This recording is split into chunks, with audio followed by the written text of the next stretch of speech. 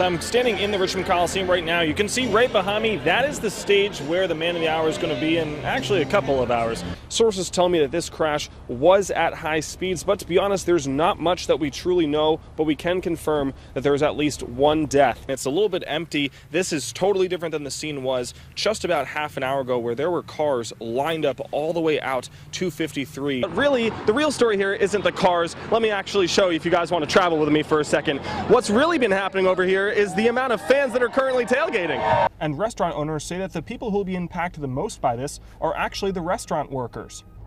And that's because a lot of the workers on the downtown mall have to pay at pay meters exactly like this one. Nowadays, we see so many girls participating in sports, but it wasn't always like that. In fact, just a couple decades ago, it was about 1 in 27 girls that participated in a sport in high school. But now that has changed to about 1 in 3. Not only could he fill this entire section with the kids that he's delivered, but he could fill the entire seating capacity of Monticello High School almost 2 times over. And in just 1 week, Governor Terry McAuliffe has been able to restore the voting rights of about 13,000 people here in the state of Virginia.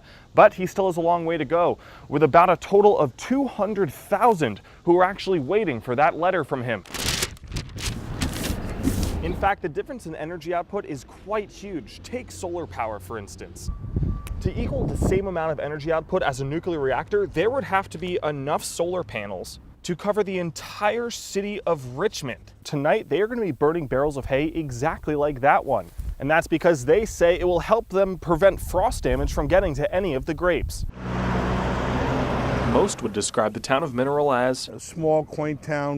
Great place to live, raise a family. I've loved it. I've been here for about 11 years, and it's been just a fantastic place to serve and be at.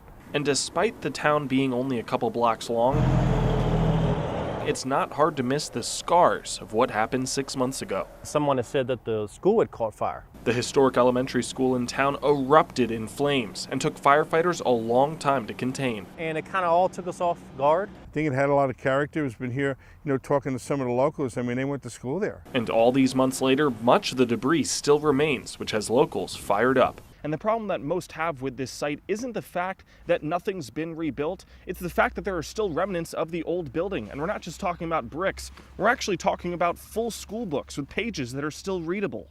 It should be cleaned up and or put a wall up so, somebody doesn't get over there, get stuck with a piece of glass, or, they'll be throwing rocks at each other. You know how kids are. And the town council tried to make that happen, giving the landowner of the private property 90 days to remove debris. It's now been over 100 days and the trash remains. But I think the process needs to go ahead and move forward, whatever that is.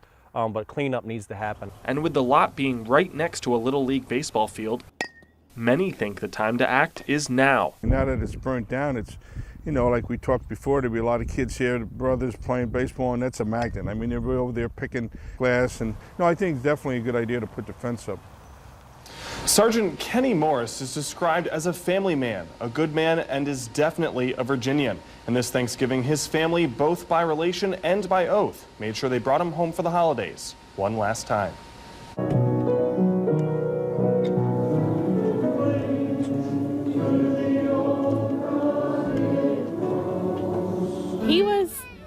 He was just a good person. He cared about everybody. I mean, everybody. He didn't know a stranger.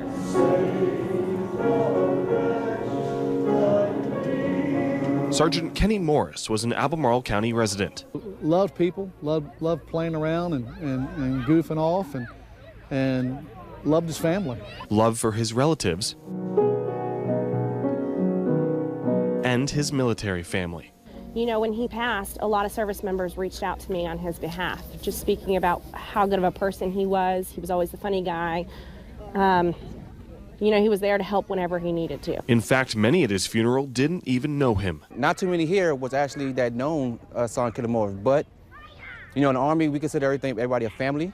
So the day he raised his right hand for that oath, he became a brother. Which is why Kenny's family didn't mourn alone.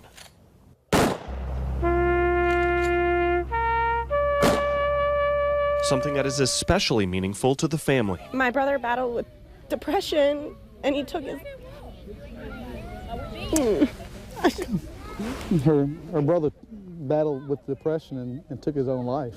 And very difficult to deal with. Some people just don't understand depression is serious.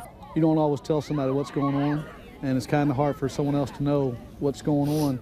Kenny committed suicide while stationed in South Korea, and his family hopes to use his story to help others like him. When someone mentions suicide, I think family and friends need to take it seriously and not sweep it under the rug or not ignore it.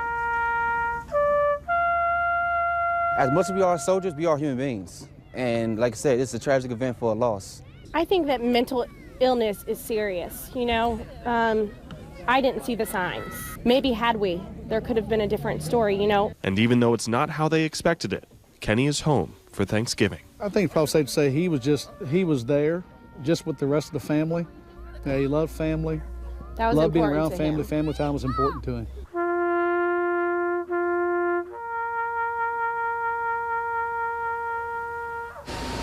Now, for those interested in learning how to help service members who suffer from depression, you can find ways to contribute on newsplex.com. Reporting in the studio, Taylor Cairns, 19 News Nightcast. Deborah!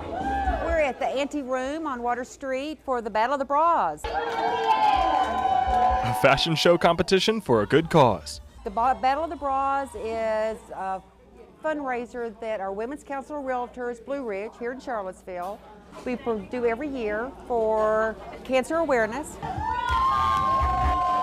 From photos to money bids, these models got everyone cheering. They have put a lot of thought and process into their theme, into their bra. And that's because, well, these models aren't exactly what they seem. So what we are doing here in the dressing room is we're putting our bras on. Work it, Magic Joe, work it! And apparently I have to go on the runway, show my lack of stuff here, and dazzle lots of ladies for bra bucks. It's the one, the only Miley Cyrus! Very supportive of each other, and that's what we are for. Work it, Eddie! All to help those in need. It's benefiting Flourish. They make wigs and they develop bras for women with breast cancer, and they make them feel beautiful. Prosthetics, wigs, whatever they are to make them feel comfortable. And to help people feel comfortable, things had to get a little, whatever that is. Raise those bra bucks in the air! Nothing prepared me for that. That was very nerve-wracking at first. And these guys in backstage, man, nothing compares to what these guys do out there. And organizers say they hope no matter what, this event makes people happy. Mainly just to help the community realize there's avenues out there. You don't have to face breast cancer alone or any other kind of cancer.